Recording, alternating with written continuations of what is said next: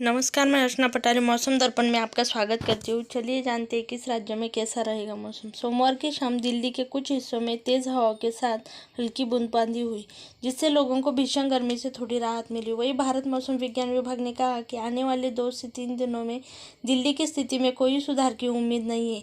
यहाँ तापमान 40 degree Celsius से अधिक रहने का अनुमान है। मौसम विभाग ने भी चेतावनी दी है कि 26 अप्रैल से 28 अप्रैल तक दिल्ली और आसपास के इलाकों में आसमान में बादल नहीं रहेंगे, जिससे तेज धूप निकलेगी। उत्तर प्रदेश, पंजाब, हरियाणा में मौसम गर्म रहेगा।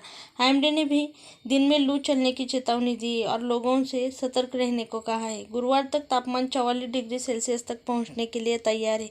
28 अप्रैल से राष्ट्रीय राजधानी में लू चलने की चेतावनी जारी की गई।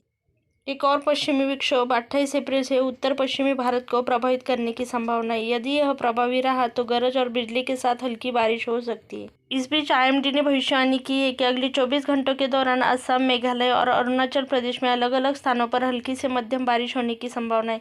दूसरी ओर पूर्वोत्तर भारत, सिक्किम, केरल, दक्षिण तटीय कर्नाटक और आंतरिक तमिलनाडु के अलग अलग हिस्सों में हल्की से मध्यम बारिश हो सकती है। अंडमान और निकोबार द्वीप समूह, आंध्र प्रदेश के उत्तरी तट, दक्षिण मध्य महाराष्ट्र, मराठवाड़ा और पश्चिमी हिमालय पर अलग अलग हिस्सों में हल्की बारिश संभव है। गुजरात, बिहार, उत्तरी मध्य महाराष्ट्र, झारखंड, आंतरिक ओडिशा, राजस्थान और दक्षिण उत्तर प्रदेश के अलग अलग हिस्सों में हीटवेव की स्थिति संभव है।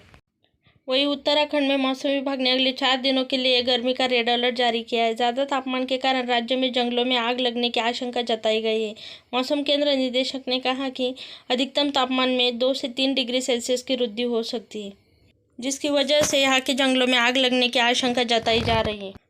आईएमडी ने कहा है कि आश्चर्यजनक रूप से राजस्थान और मध्य प्रदेश के बाद हिमाचल प्रदेश जैसा पर्वतीय राज्य इस वर्ष हीटवेव से सबसे अधिक प्रभावित हुआ है। यहाँ हीटवेव और गंभीर हीटवेव के 21 दिन दर्ज किए गए हैं।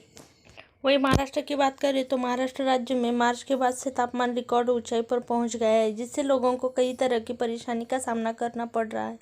यहाँ बढ़ती गर्मी का पारा अभी भी कायम है। कभी तेज़ बारिश तो कभी बेमौसम बारिश की अजीबोगरीब स्थिति से नागरिकों को काफ़ी दिक्कतों का सामना करना पड़ रहा है। इस बीच मौसम विभाग ने एक और चेतावनी जारी की है। भारतीय मौसम विज्ञान विभाग ने अगले कुछ दिनों में महाराष्ट्र से लेकर ओडिशा और बंगाल तक भारत के कई हिस्सों में लू चलने की संभावना जताई है। भारतीय मौसम विभाग ने कहा कि लू तब होती है जब किसी स्थान का तापमान मैदानी इलाकों में 40 डिग्री सेल्सियस, तटीय क्षेत्रों में 37 डिग्री और पहाड़ियों में 30 डिग्री सेल्सियस से ऊपर चला जाता है। गर्मी की लहर तब घोषित की जाती है जब किसी स्थान का अधिकतम तापमान 4.5 से 6.4 डिग्री सेल्सियस होता है, जो दिन के तापमान से अधिक होता है। इस बीच मौसम विभाग ने कहा कि राज्य में कल बादल छाए हुए थे। बादल छाए रहने पर इसके और बढ़ने की उम्मीद है। फिलहाल अधिकतम माहौल बढ़ने की उम्मीद है। जलगांव में लू की चेतावनी दी गई है। पारा 43.2 डिग्री सेल्सियस रिकॉर्ड किया गया है। शेष महाराष्ट्र में तापमान 42 डिग्री से नीचे दर्ज किया गया है। अधिकतम तापमान कोकण में 34 से 37 डिग्री सेल्सियस, मराठवाड़ा में 37 से 42 डिग्री सेल्सियस, मध्य महाराष्ट्र में 25 से 44 डिग्री सेल्सियस और विदर्भ में 39 से 42 डिग्री सेल्सियस दर्ज किया गया है।